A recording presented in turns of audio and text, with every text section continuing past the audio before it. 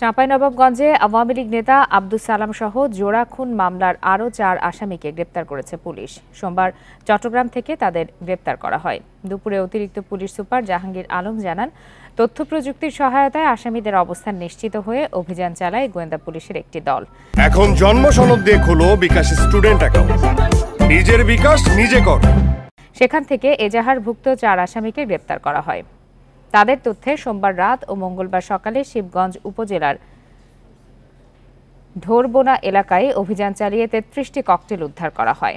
গত 27 জুন শিবগঞ্জের রানীহাটি এলাকায় জেলা পরিষদ সদস্য আব্দুস সালাম ও স্থানীয় একটি বিদ্যালয়ের শিক্ষক মতিন আলীকে হত্যা করে দুর্বৃত্তরা।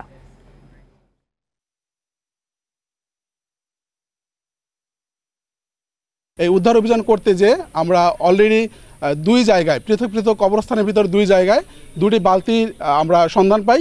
সেই 2টি বালতিতে ককটেল মজুত রেখেছিল। এর মধ্যে প্রথম বালতিতে 12টি অবিস্ফোরিত ককটেল পাওয়া যায়, দ্বিতীয় বালতিতে 10টি অবিস্ফোরিত ককটেল পাওয়া যায় এবং 4টি ককটেল বিস্ফোরিত হয়।